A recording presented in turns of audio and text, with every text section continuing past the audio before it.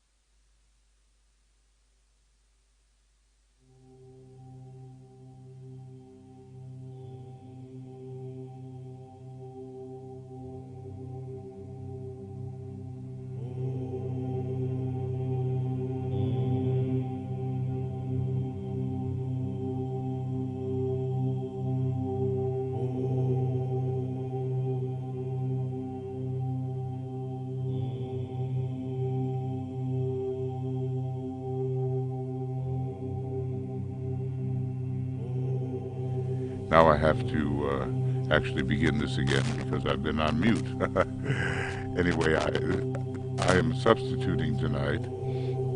This is Michael, substituting for Tuya, who is up in the Little Bear Meditation Center north of the Arctic Circle. And maybe one day when we can all gather again in person and with safety to the outer form, we'll be able to come there. I think you would find it quite inspiring. So let's see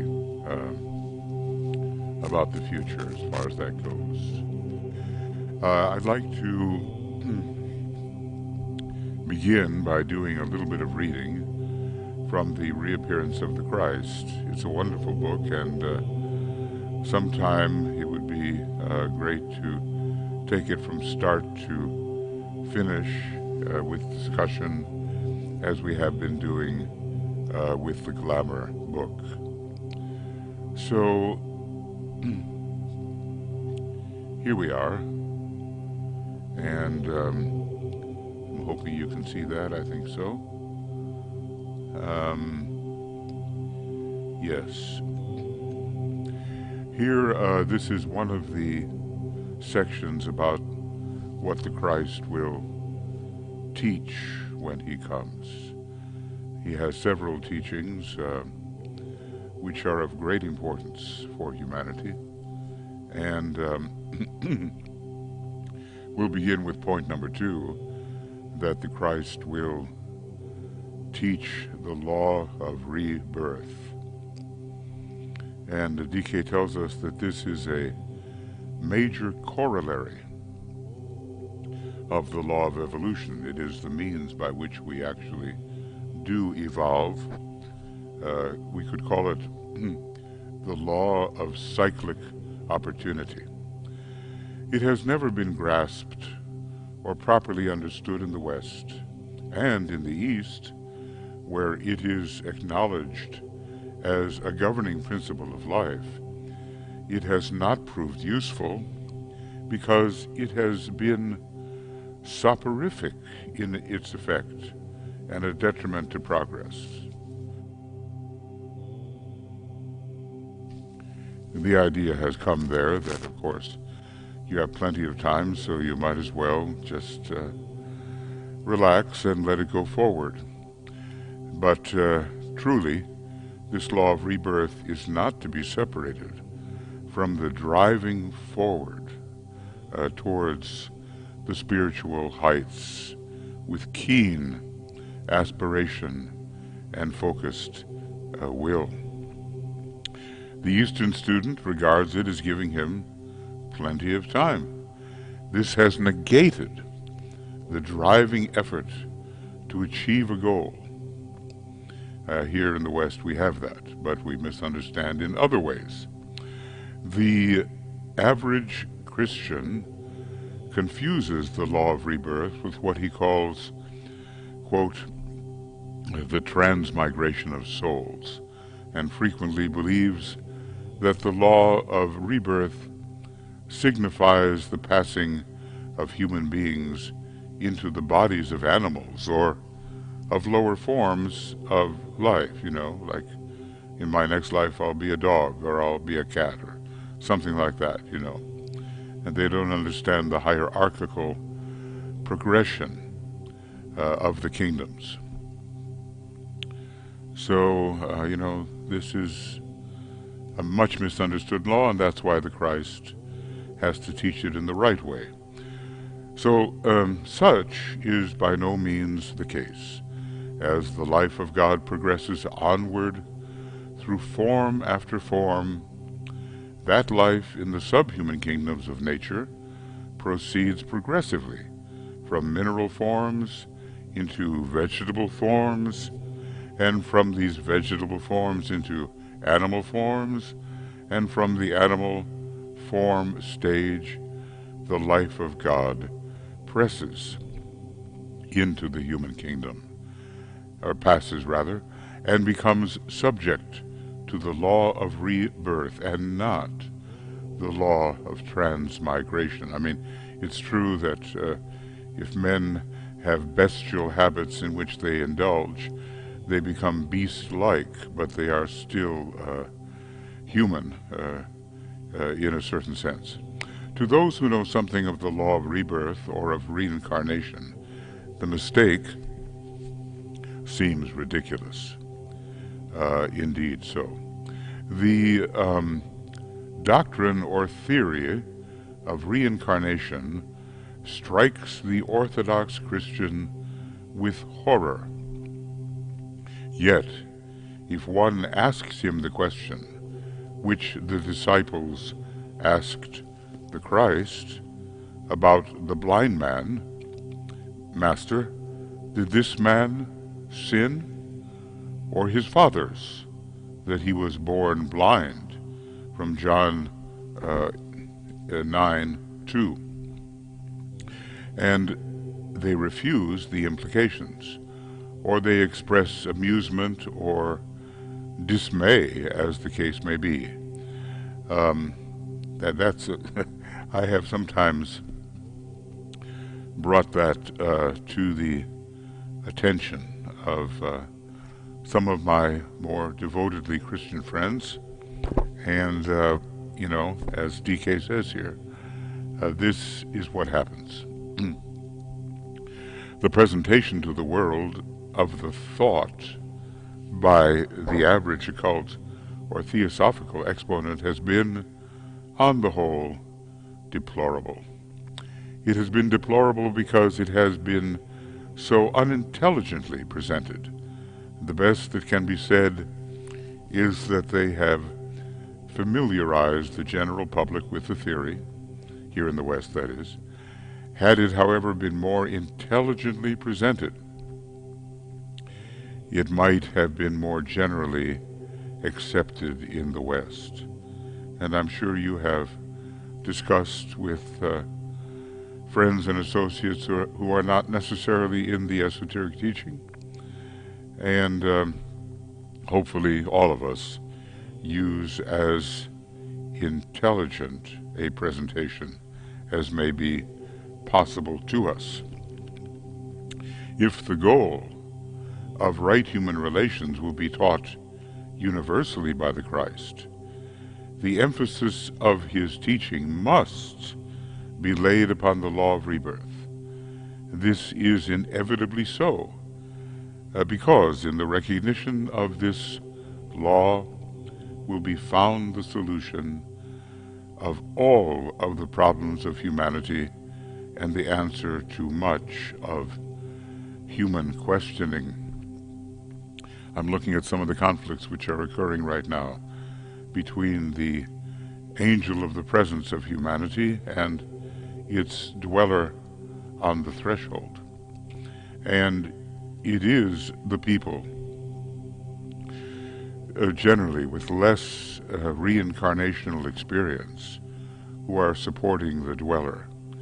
And those of more experience and more lengthy exposure to the reincarnational process, they have a better chance of supporting the angel. This doctrine will be one of the keynotes of the New World religion, as well as the clarifying agent for a better understanding of world affairs. When Christ was here in person before, he emphasized the fact of the soul and the value of the individual. He told men that they could be saved by the life of the soul. And of course, you know, what salvation means has become something of a travesty. He didn't mean that. And of the Christ within. He spoke of the Christ within the human heart. He also said that, or said also that, quote, except a man be born again, he cannot see the kingdom of God. Well, you can see that can mean two different things, can't it? It has something to do with reincarnation, yes, and it has something to do with a conversion of the energies within the human energy system. Only souls can function as citizens of that kingdom of God. It was this privileged functioning that he held for the first time before humanity, thus giving men a vision of divine possibility and an unalterable conclusion to experience. He told them to, quote, be ye therefore perfect, even as your Father which is in heaven is perfect, from Matthew 5:48. But you see how things have been misinterpreted as the dogmatism has settled in and become ossified, crystallized, somehow inflexible.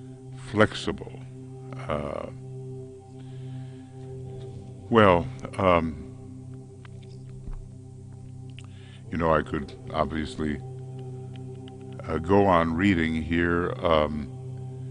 I will read one more thing, and then next time we'll work on this also. This time, he, the Christ, will teach men the method whereby this possibility can be an accomplished fact. That is, the reaching through initiation towards perfection. And people like yourself and myself, we can be part of that. as teachers and those who set an example and who convey the much more realistic esoteric doctrine with all of its inclusiveness and its flexibility. So he will teach the method whereby this perfection can become an accomplished fact through the constant return of the incarnating soul to the school. The school of, it's called magnetic, well anyway, the place to find the school is right here. I'm going to look for it real quick because I don't want to forget that. Earth School is called, yeah, that's it. The School of Magnetic Response. That is Earth School. Okay. Now, where was I?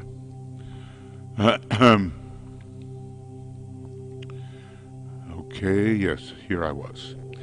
Yes, and this, I'll go back to the reappearance wherever I was. But that's the trouble when you deviate just a little bit, you know, then you can get stuck. And I am at the moment just a little bit stuck. Page, I forget, reincarnation. Okay, and there's 4 of them. And yeah, okay. So, we are at the right place. Just a little more.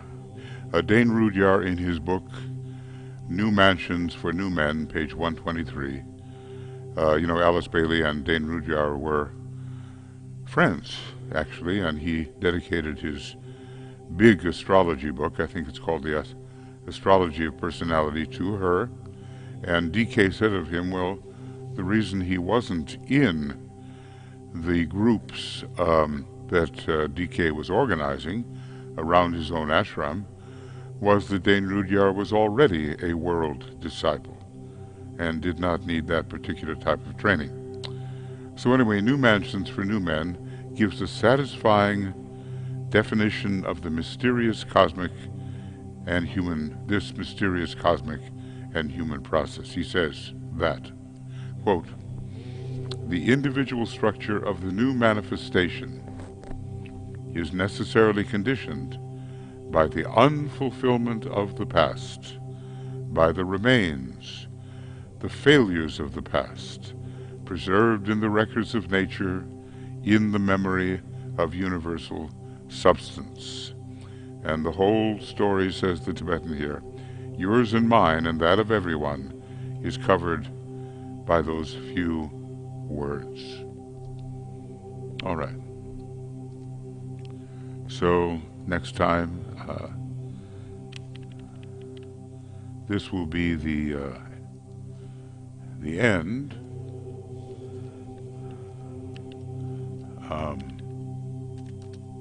of reading 11 March 21. Okay. Right, there we are.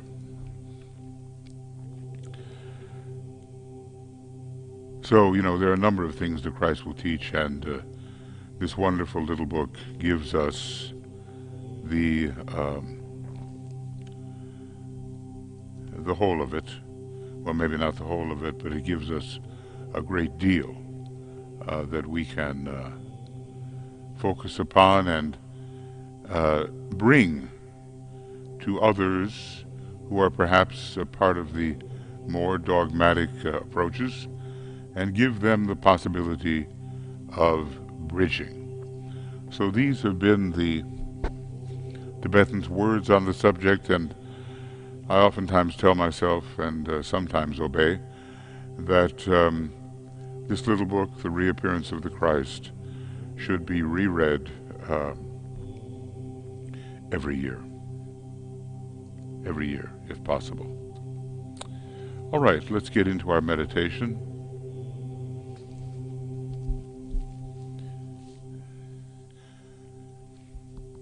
And we'll quiet the personality, quiet the outer form and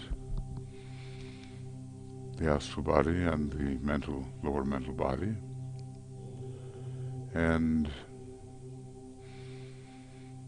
begin by absorbing the white light,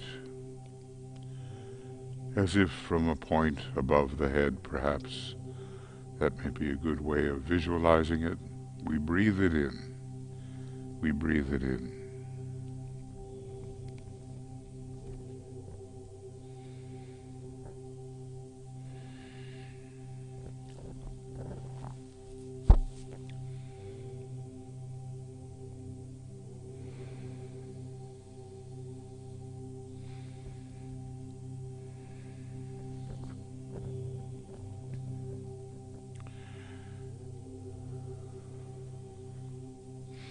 And then we achieve,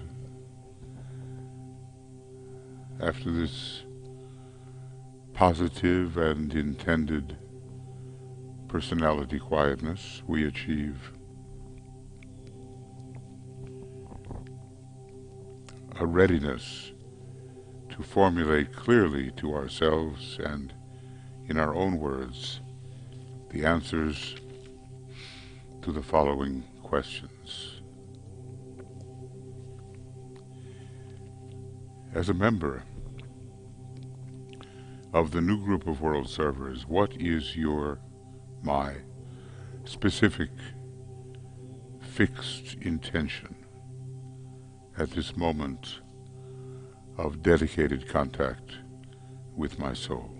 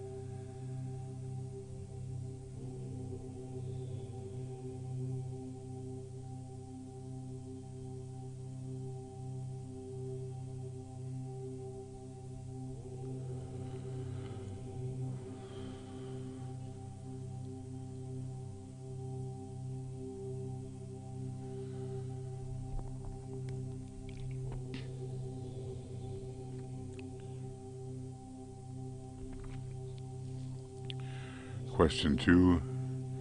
Is my concentrated and expressed personality purpose in line with hierarchical intention as far as I am permitted to know it?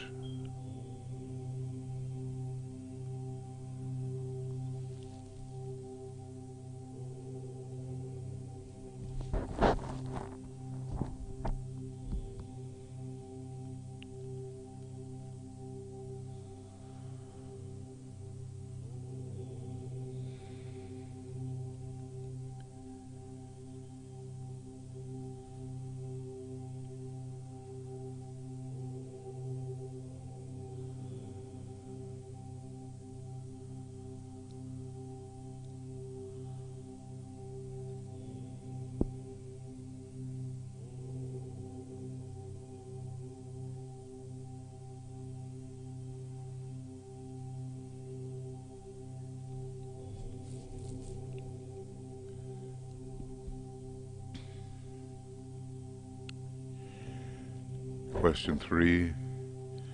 Have I, in my own personal daily life, earned the right,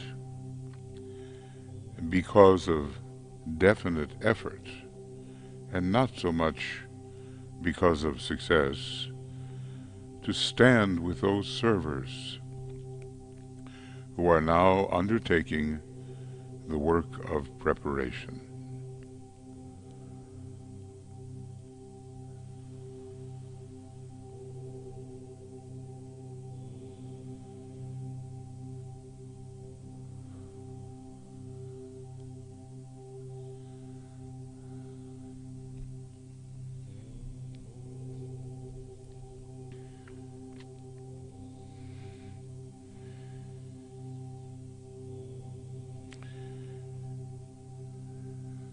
And these questions that do think of ourselves as the personality or the soul-infusing personality help to align our personality upon the mental plane. Now we go to stage 2, and we have answered these questions in our own words and in the light of the soul. And then we say, with heartfelt concentration, this very powerful mantra, which in a way, separates the sheep from the goats, as the old saying goes. Forgetting the things which lie behind, I will strive towards my higher spiritual possibilities.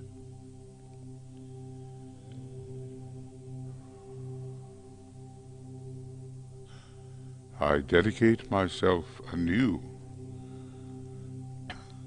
to the service of the Coming One, and will do all I can to prepare men's minds and hearts for that event. I have no other life intention.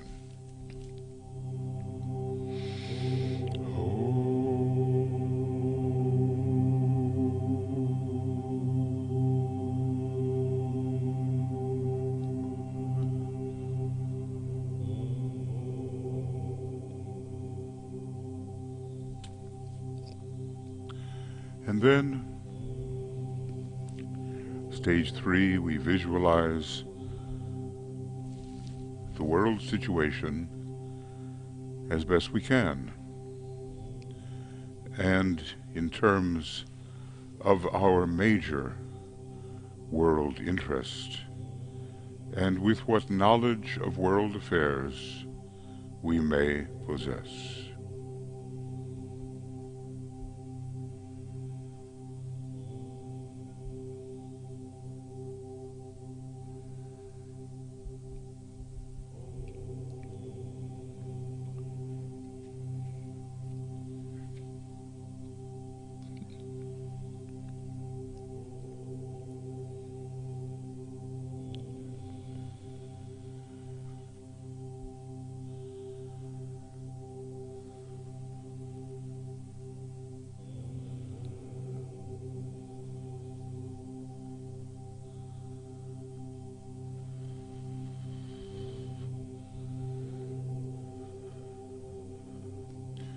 We see the mass of men everywhere glowing with a dim light.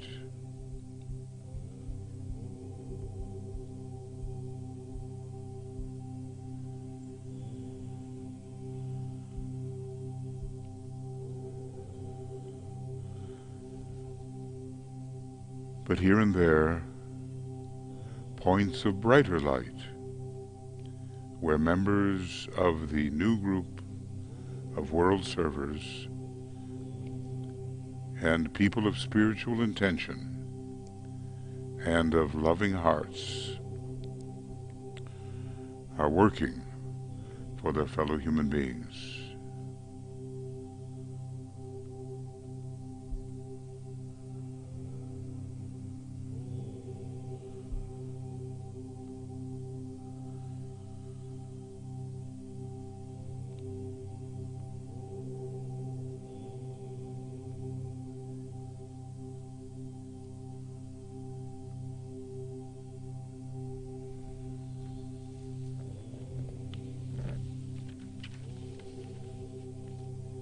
And then we visualize through the creative imagination the vivid light of hierarchy streaming towards humanity and slowly merging with the light which is already in the human race, slowly merging the light of hierarchy.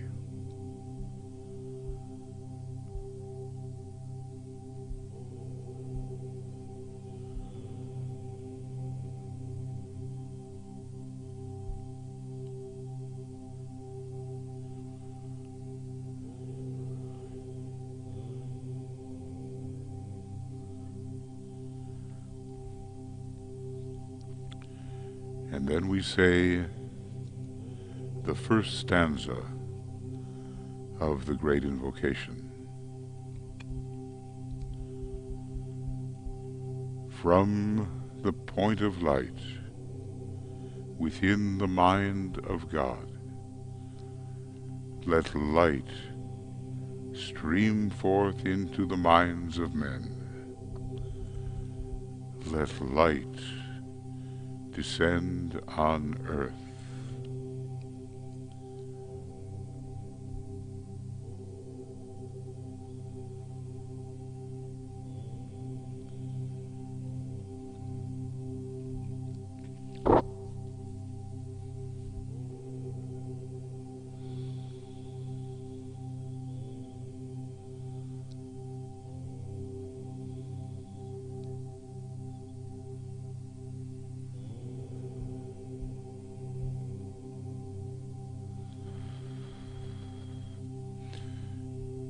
And then we ponder on the reappearance of the Christ.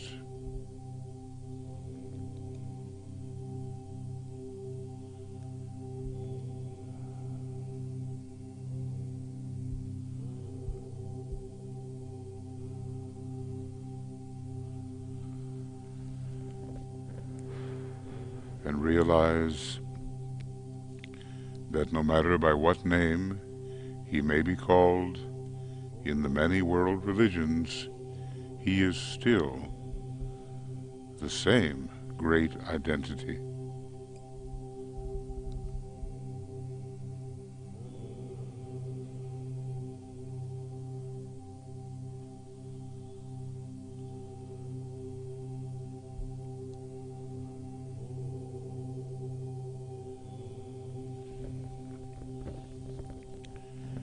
We reflect and we speculate upon the possible results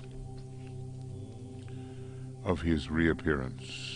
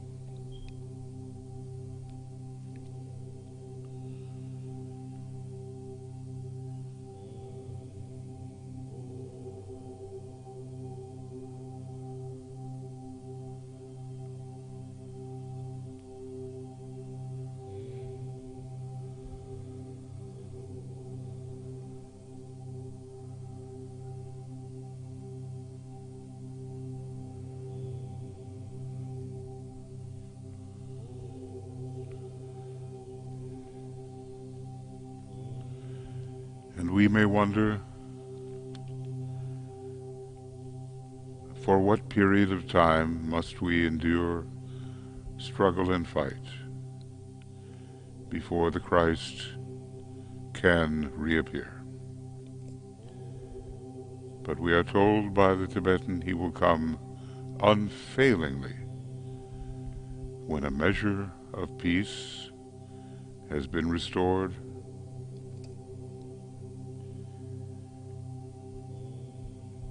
when the principle of sharing is at least in process of controlling economic affairs,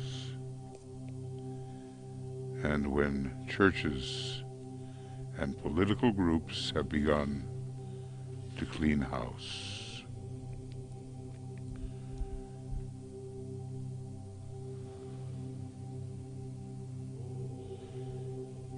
Then he can and will come. Then the kingdom of God will be publicly recognized and will no longer be a thing of dreams and wishful thinking and orthodox hope.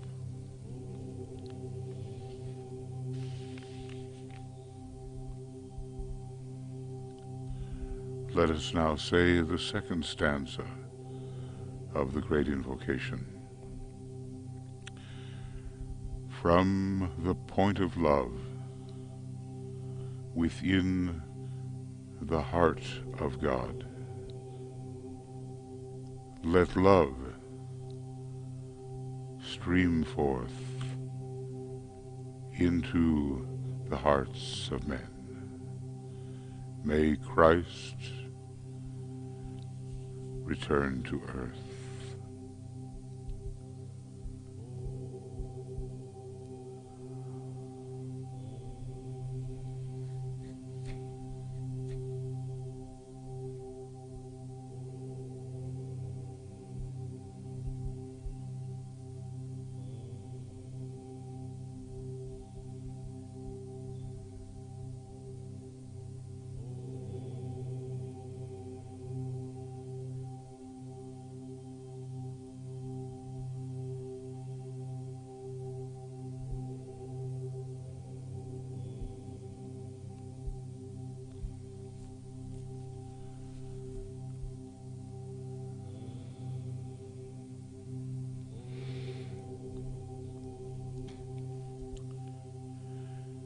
We endeavor to concentrate our fixed intention, to serve and to spread love in our surroundings.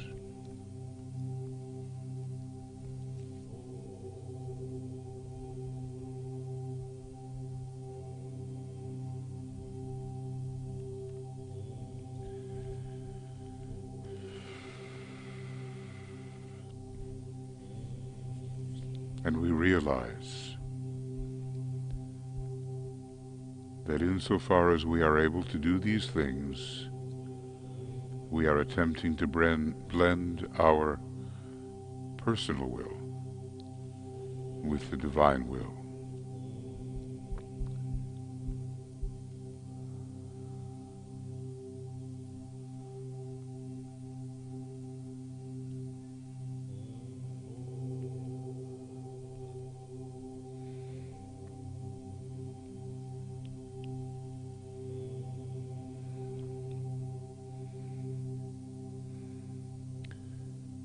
Now we will say the third stanza of the great invocation, having to do with the will of God.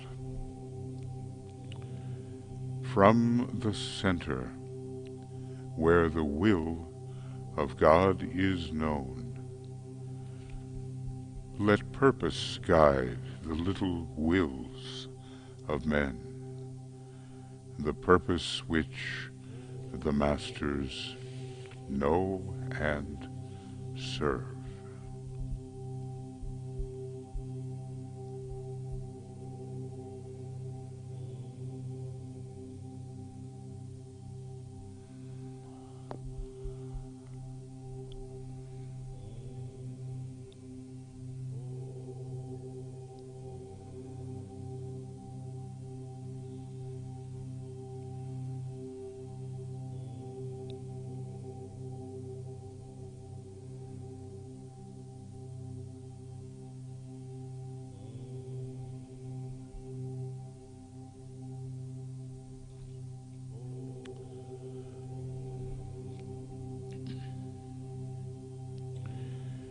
Now we lay our practical plans. We consider what we can do in the coming week to actually further the preparations for the coming of the Christ, for the coming of the coming One, the great avatar.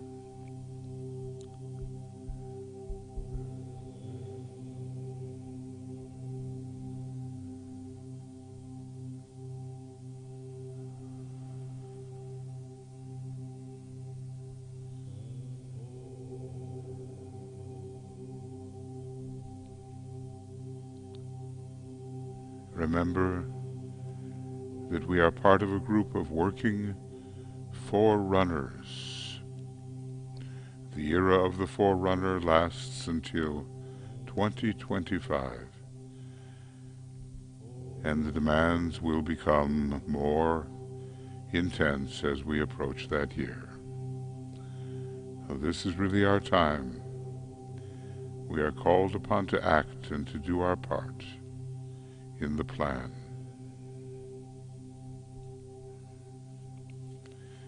What is our part? What is our part?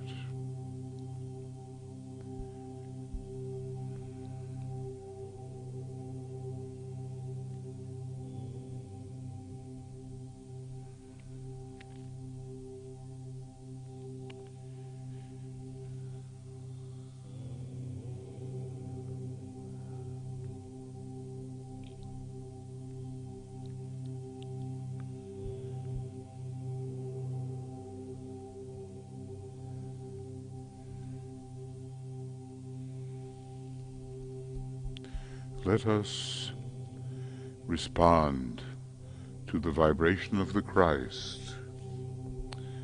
Let us commit ourselves in His name.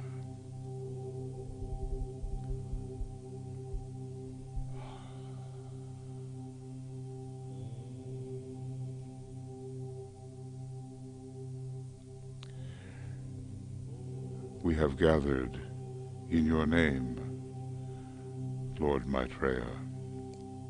Be with us.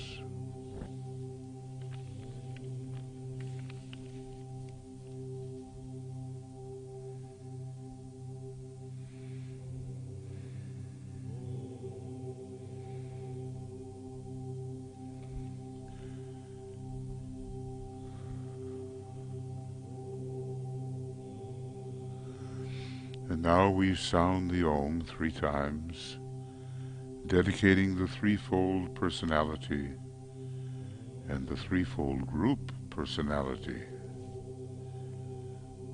to the work of preparation.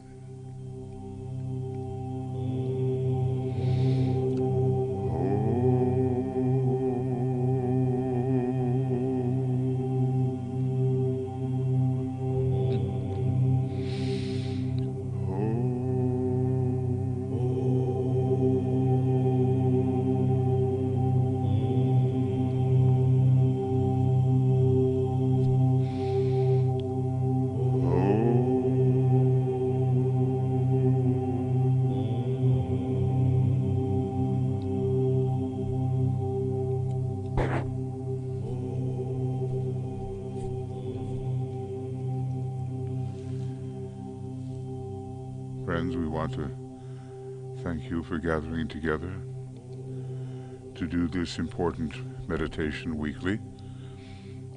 DK really emphasized it. It's the most important thing.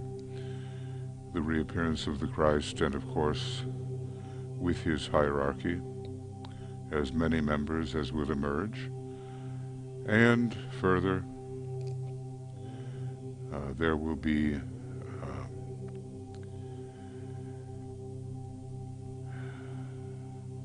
a great opportunity for all of us to participate in helping to pave his way, to clear his way by the radiation that we have and by what we say to people and so forth.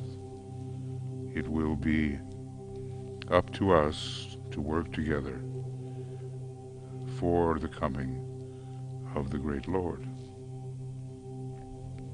And then he will determine the time when he can come. that is up to his estimation.